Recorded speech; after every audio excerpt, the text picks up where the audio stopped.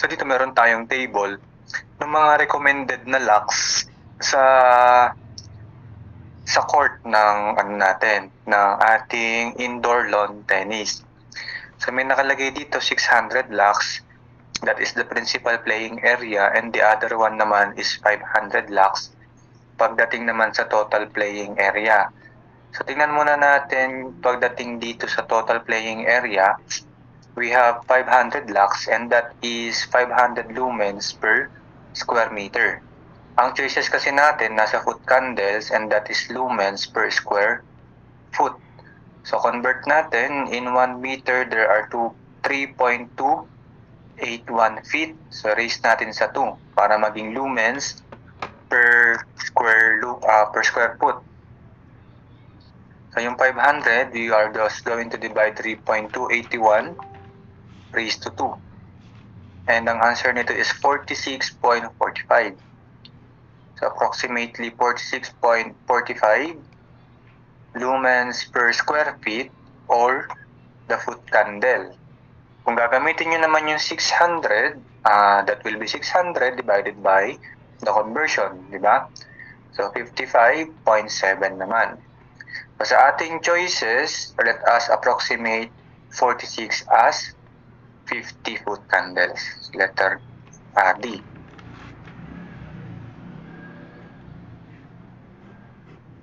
Next, number 2. Dispersion is used to describe the blank. So ano ba ang dispersion of light? So when the light is passed through a glass prism, it splits into its spectrum of colors. So in the order violet, indigo, blue, green, yellow, orange, and then red.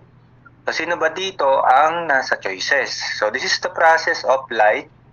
This is the process of white light splitting into its constituent color. So that is letter A, splitting of white light into its component colors. Next, number 3. Which of the following has the highest efficacy or average lumen per watt? So ito yung table natin. So meron naman tayong source kung saan nanggaling yung table. So yung vertical line natin, that is the efficacy or the average lumen per watt. And then ito namang horizontal sides natin is para sa type of lamp. And kung makikita natin dito, yung naglalaro sa 140 to 160 lumens per watt is this lamp, and that is low pressure sodium. So the answer is sodium lamp.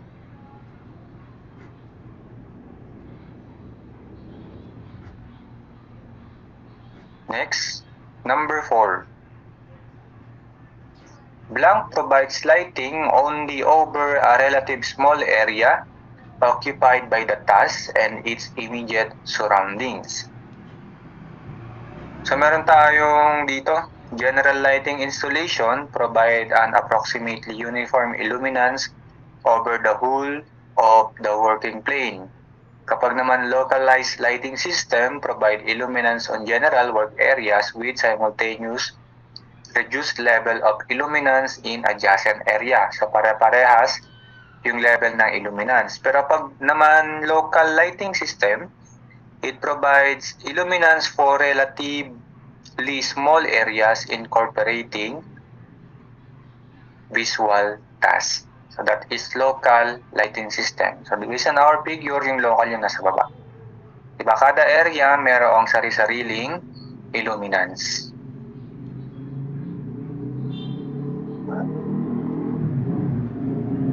Next. Number 5. A 150 candle power lamp gives sufficient light to read a book at a distance of 6 feet. If the lamp depreciates to 37.5 candle power, how much closer should the book be placed to read with the same illumination with it?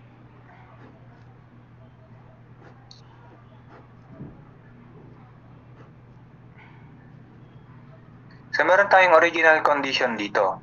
At the first condition, we have a 150 candle power lamp that gives efficient light. Let's say that this is our book.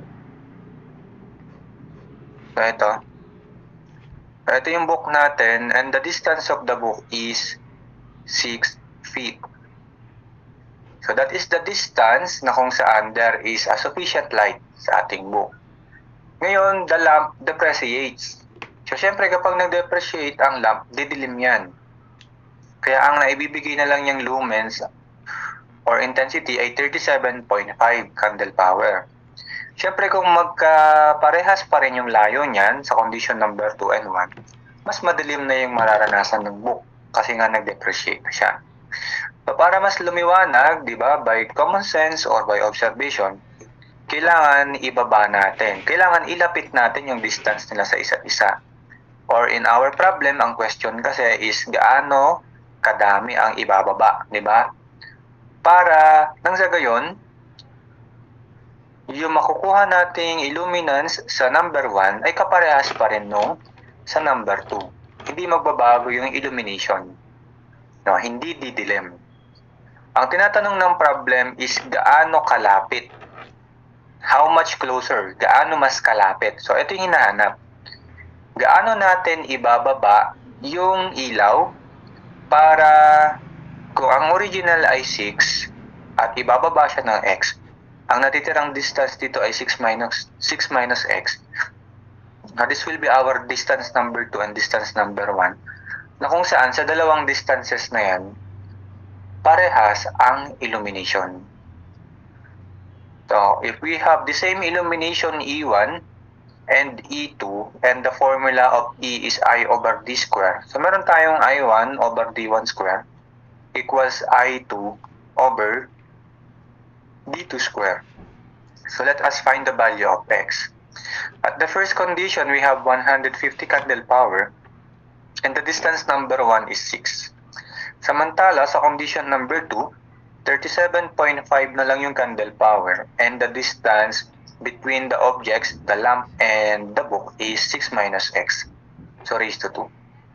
So let us simplify the value of x dito. 150 over 6 raised to 2 equals 37.5 over 6 minus x raised to 2. So shift solve, 0. So the answer is 9. So pwede ang 9? Pwede daw ba ang 9? Next. So is it possible to answer the 9? Shift solve ulit tayo.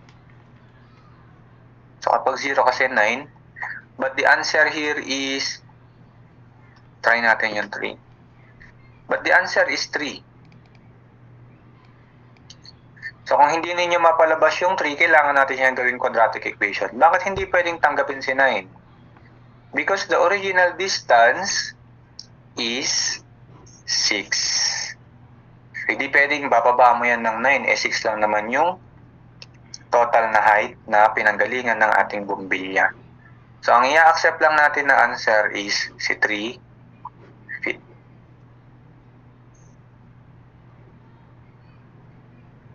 So mapapalabas yan, try nyo na lang yung quadratic. Mode 5-3 sa quadratic. So i-convert nyo sila.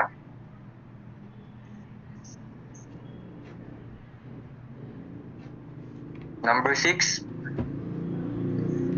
maintenance factor or depreciation factor takes account of letter C. Effect of dust, dirt, fall in light output of the lamp during its life. Next, number 7. Low pressure in a fluorescent tube is obtained by low current density.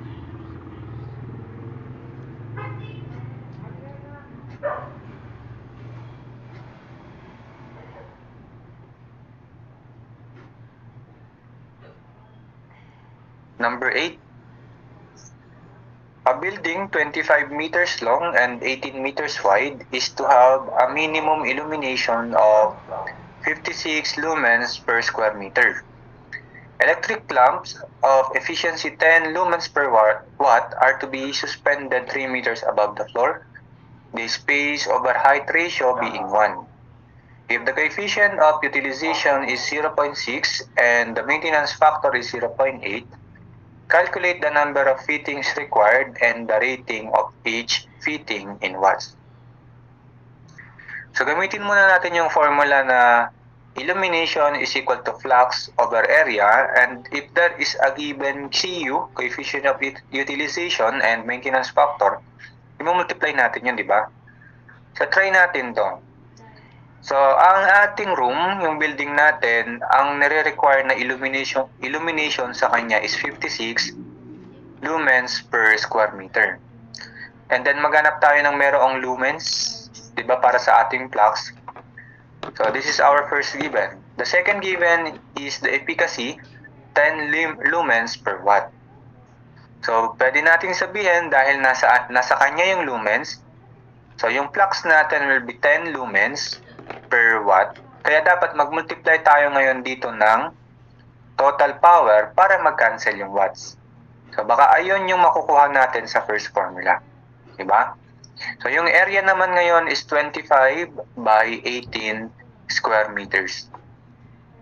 The coefficient of utilization is 0.6 and then the maintenance factor is 0.8. So in this equation, we can solve for the total power na nire-require. Total power of the lamps. So 10 times the unknown power times 0.6 times 0.8 divided by the product of 25 and 18. So shift solved, the total power is 5,250 watts. So 5,250 watts. Next. So paano naman natin mabibilang yung number of lamps? So paano natin ngayon ibibilang yung number of lamps?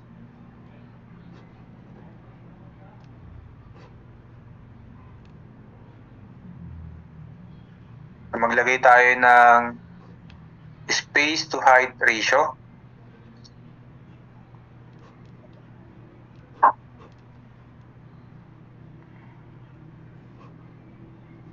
So this is our building, yung area niya, and that is 25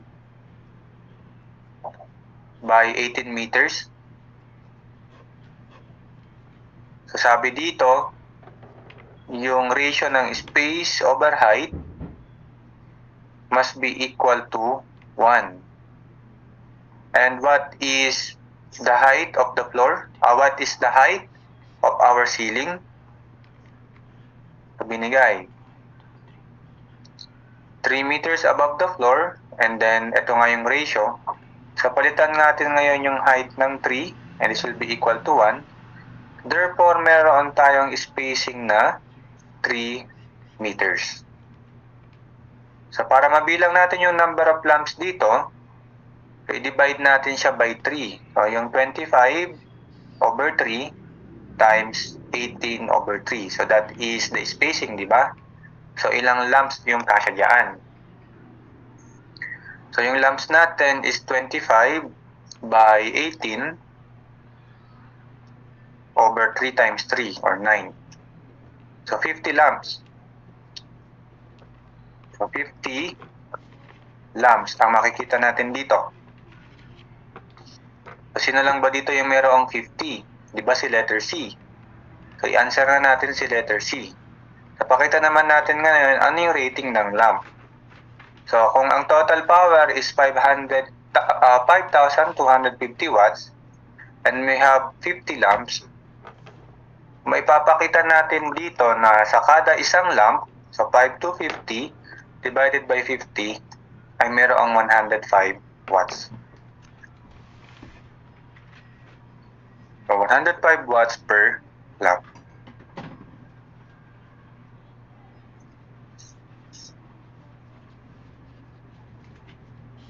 Next, number 9.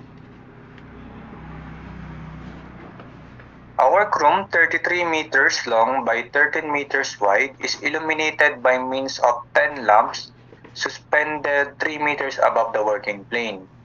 Determine the mean spherical candle power of the lamp required to give an average illumination of 27 lumens per square meter at the work table.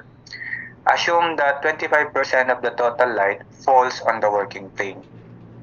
So if we're going to find the mean spherical candle power, kailangan natin yung formula na the total lumens na ina-emit ng mga lamps natin over 4 pi. Diba? That is the formula of MSCP. So ano-ano yung mga given natin? So the first given is the dimension of the room. We have 33 by 13 square meters. And then the illumination required is 27 lumens per square meter. And then from that, from this given, we can use the formula E is equal to the flux or the lumens over the area. So ano yung masasolve natin dito? Since gagamitin natin yung illumination na nararanasan ng plane, makukuha natin yung flux na dumating sa plane or yung mga lumens na nasa plane, and then yung mga kung ano man yung area ng plane natin. So ganyan yun, di ba? So meron tayong 27 dito, lumens per square meter. We are looking what will be the lumens na nasa plane, and then the area of the plane is 33 by 13 square meters. So makukuha natin dito yung lumens. 27 by 33 by 13. 11,583. So 11,583. So ito yung dumadapo sa plane. Ang kailangan nating malaman, since kailangan natin yung candle power, which is yung mismong lamp, kailangan malaman natin gaano kadami ang lumens na ibinigay ng mga lamps. So dahil may binanggit dito na 25% of the total light falls on the working plane, ibig sabihin yan, yung 11,533, that is the 25% of the total lumens. Diba? Kasi nga yung 25% ng total, siya yung mapupunta sa working plane. And ano ba ang sinolve natin na flux kanina? Diba? Ayan yung flux na nasa plane. So solving for the total pala, that is 11,583 over 0.25. So yung answer natin will be divided by 0.25, and this is 46,332. 332 lumens. So sagutan na natin ngayon yung MSCP. So MSCP. So determine the mean spherical candle power of the lamps. So ito pala, siyempre yung total. Kunin muna natin per lamp. Kasi di naman tayo makakapag-solve ng total. Hindi man natin pwedeng isolve yung MSCP kapag pinagsama-sama lahat. Dapat ano ang MSCP ng isang lamp. So ganun yun. So yung natin, yung flux natin per lamp will be 46,332 lamps, 332 lumens divided by 10 lamps. So meron kasing 10 lamps na ginamit. This will become 4,633.2 lumens. And then solving for MSCP, this will be 4,633.2 lumens divided by the 4 pi. So 4633.2 over 4 pi. 368.7.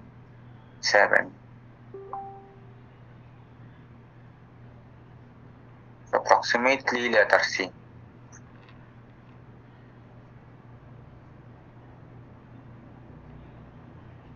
Next, number 10. The illumination of a room 40 feet by 60 feet is being designed. The desired light intensity is 85 foot candle. The maintenance factor and the coefficient of utilization are 60% and 70%. Each fluorescent lamp to be installed produces 3,300 lumens. If there are 4 rows of luminaires, how many luminaires are there per row? So per row yung question dito, hindi tinatanong how many total luminaires. So gamitin ulit natin yung formula ng illumination kapag involved ang coefficient of utilization and maintenance factor as the flux over the area times the maintenance factor and the coefficient of utilization. So ang desired natin na illumination is 85 foot candle. So that is lumens per square feet. So ano naman ang magiging flux natin dito? Sabi dito, each fluorescent lamp to be installed produces 3,300 lumens. So this is per lamp. So para mag-cancel yung lamp, kailangan nating mag-times ng number of lamps. Diba? Para mag-cancel yung lamp. Next, the area is 40 by 60 feet square. Multiply natin ang maintenance factor 0.6 and the coefficient of utilization is 0.7. So we can solve for the number of lamps dito. So 85 times 40 times 60 divided by 3,300 divided by 0.6 and 0.7. So 147.18 147.19 lamps. So let us approximate this one as 148 lamps. So hindi pa iyan yung question, that is the total number of lamps. Ang question ng problem is kada row, ilan yung lamps. So dahil meron tayong row 1, row 2, row 3, and row 4, so 1, 2, 3, and 4, so meron tayong 148 lamps na paghahati-hatian ng 4 na rows. So 148 divided by 4 is 37. So 37 lamps per row. So the answer is ito, 37.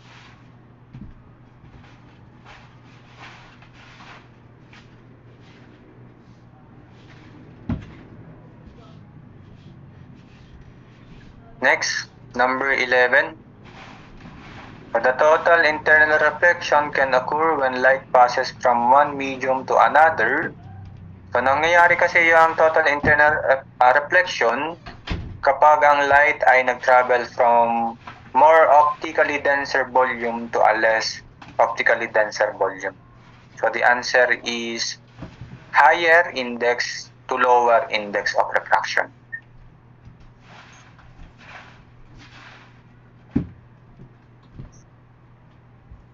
So, tulad ng ating given. So, ang light natin nanggaling dito sa water. And di ba yung water natin ay mayroong N na 1.33? So, kung ang pupuntahan daw ng light is air na mayroong index of refraction na 1, so magkakaroon ng total internal reflection.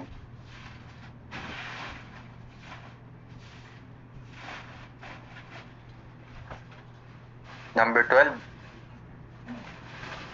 A certain light source produces an illumination of 100 lux on the surface. Find the illumination on that surface if the distance is to be halved. So meron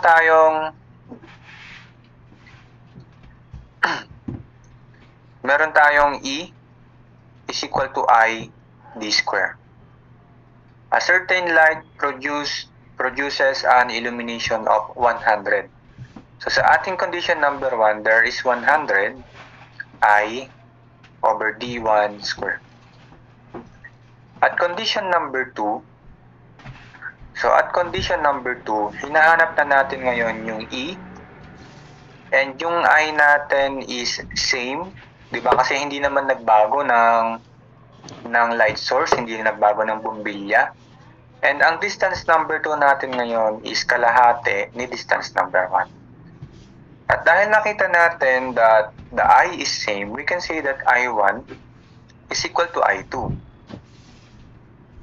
And ano ba yung formula ulit natin? I over D square is equal to E. So therefore, yung product ni E at saka ni D square ay yun yung I. So this will become E1 D1 square, and this is E2 D2 square. Yung E1 natin is 100. Let's say na ito naman yung hindi papalitan, si D1. And then we are looking for E2 na kung saan si D2 naman is kalahati ni D1. And then ang lalabas dito, 100 D1 raised to 2 is equal to E2 over 4 D1 raised to 2. So cancel natin yung D1 raised to 2. This will give us that the E2 or the second illumination na hinahanap natin is 400 lux.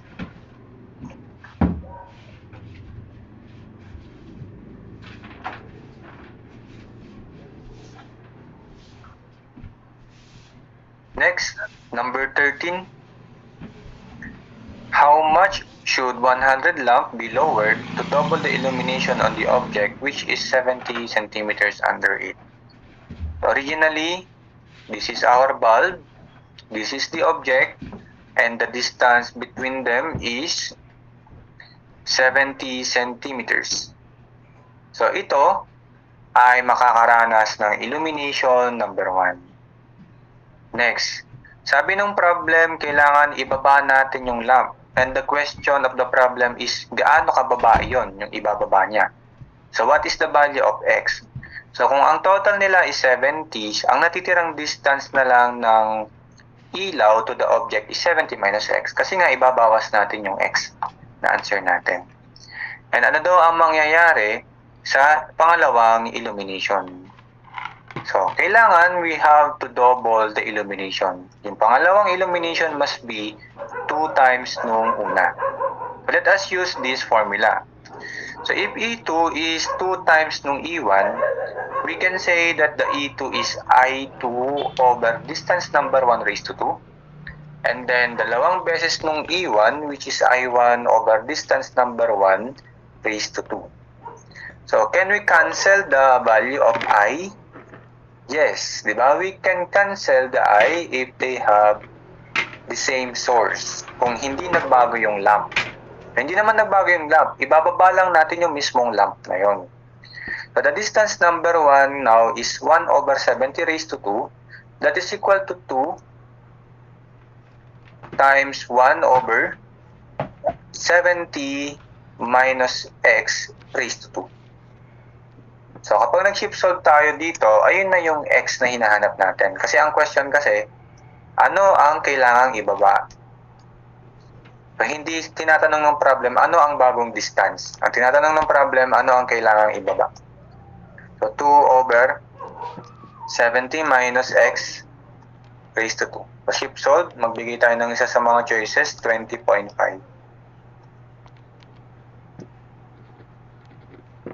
So, negative. So, pakita pa natin.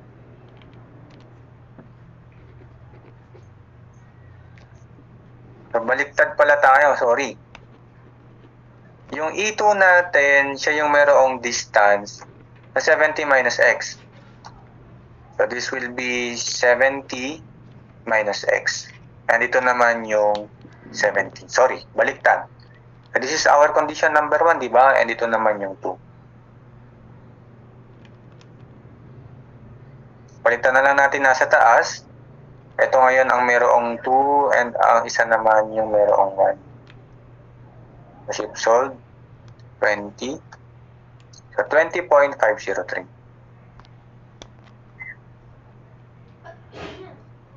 Letter A.